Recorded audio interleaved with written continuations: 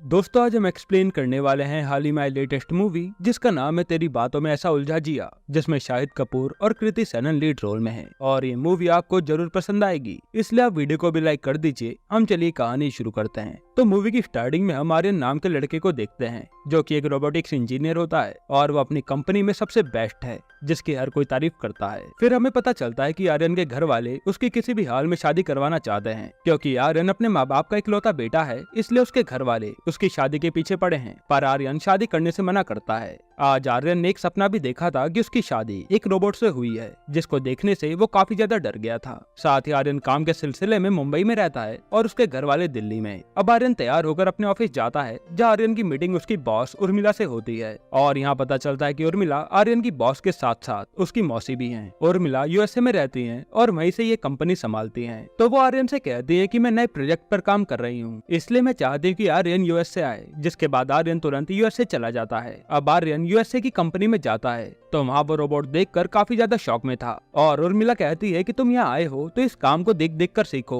और इसके बारे में और जानो। फिर वो कहते हैं कि तुम्हारी मदद के लिए मैंने एक असिस्टेंट दी है, जो कि तुम्हारे यूएसए वाले घर में है, और अब तुम्हें अगर कोई जरूरत होगी तो अपने असिस्टेंट से ही कहना, क्योंकि मैं कुछ दिनों के लिए बाहर जा रही हूँ। अब आर्यन अपने घर जाता है तो वहाँ उसे उसकी असिस्टेंट मिलती है, जो कि काफी सुंदर थी और उसका नाम सिप्रा था। आर्यन तो सिप्रा को देखते ही उस पर लट्टू हो जाता है। फिर सिप्रा आर्यन की हर काम में मदद करती है, जैसे कि खाना बनाने से लेकर कपड़े धोने तक सब कुछ। और ये देखकर आर्यन को काफी अच्छा भी लगता है कि ये लड़की अपने हर काम में कितनी परफेक्ट है। अब यहाँ एक वियर्ड चीज होती है कि आर्यन को जो भी चीज पसंद होती है वो सिप्रा को भी पसंद होती है, जैसे कि आर्यन की फेवरेट डिश जो कि सिप्रा की फेवरेट थी, आर्यन का फेवरेट कलर वो भी सिप्रा का फेवरेट होता है, यहाँ तक कि आर्यन का फेवरेट वीडियो गेम भी सिप्रा का फेवरेट वीडियो गेम होता है। अब सिप्रा और आर्यन की बॉन्डिंग अच्छी होती जा रही थी और आर्यन और सिप्रा साथ में खूब घूमते और मजे करते हैं। इसी बीच आर्यन सिप्रा के प्यार में भी पड़ जाता है, जो अब तक शादी से भाग रहा था, और उसे लगता है कि सिप्रा उसके लिए परफेक्ट मैच है। इसके बाद ये दोनों इंटीमेट हो जाते हैं और फिर सिप्रा आर्यन से कहती है कि उसकी बैटरी लो है, जो सुनकर आर्यन को फनी लगता है और ये वहीं पर रोमांस करने लगते हैं। अब अगले दिन आर्यन सिप्रा के लिए नाश्ता बनाता है और तभी आर्यन के रूम पर उसकी मासी आती है और आर्यन को काफी एम्बेरसमेंट फील होती है कि वो कैसे कहे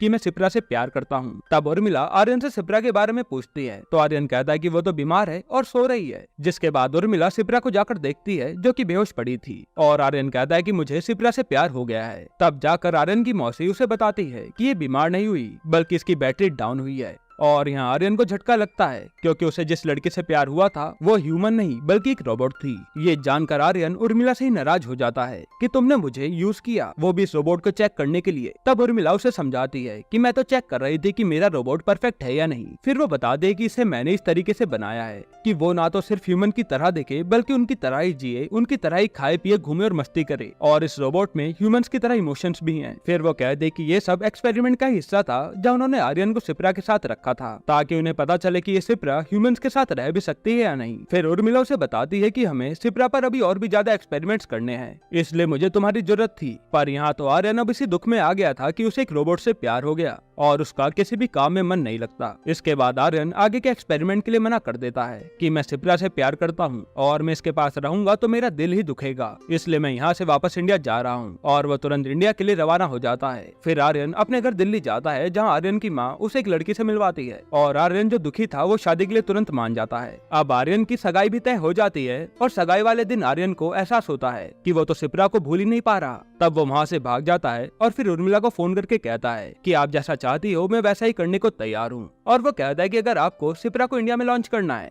तो यहाँ इंडिया में उसकी टेस्टिंग करनी होगी, तभी तो पता चलेगा कि ये सिप्रा इंडियंस के साथ एडजस्ट कर भी पाएगी या नहीं। अब ये आइडिया उसकी मासी को काफी अच्छा लगता है और वो सिप्रा को इंडिया भेज देती है। फिर आर्यन सिप्रा से मिलकर खुश हो जाता है कि उसका प्यार वापस लौट आया। इसके बाद आर्यन सिप्रा को तुरंत अपने घर लाता है और सबसे मिलवाकर कहता है कि मैं इससे प्यार करता हूँ और ये यूएसए में रहती है। फिर वो कहता है कि इसके पेरेंट्स नहीं है, यानी ये अनाथ है। जिसके बाद आर्यन की फैमिली सिप्रा को एक्सेप्ट कर लेती है और फिर सिप्रा पूरे परिवार के साथ ही रहने लगती है। अब यहाँ आर्यन ये भी पक्का कर लेता है कि किसी को ये पता न चल जाए कि सिप्रा इंसान नहीं बल्कि रोबोट है, और वो दिमाग लगाकर सिप्रा की सच्चाई छुपा भी लेता है और सच सामने नहीं आने देता। अब कुछ दिन ऐसे ही अच्छे से बीतते हैं, जिसके बाद आर्यन और सिप्रा की एंगेजमेंट होती है और ये दोनों काफी खुश भी होते हैं। अब एक दिन आर्यन का कजन सिप्रा को उसके रूम में देख लेता है, जिस समय सिप्रा चार्ज हो रही थी, और ये देखकर उसके होश उड़ जाते हैं। फिर वो सिप्रा से पूछता है कि ये तुम क्या कर रही हो, तो सिप्रा के अंदर छुपाने का ख्याल नहीं आता और वो आर्यन के भाई को सब बता देती है। जिससे सारी सच्चाई अब उसे पता चल गई थी। तब एकदम से आर्यन वहाँ आता है और वो समझ गया था कि ये सच जान चुका है, इसलिए वो अपने भाई को डराता है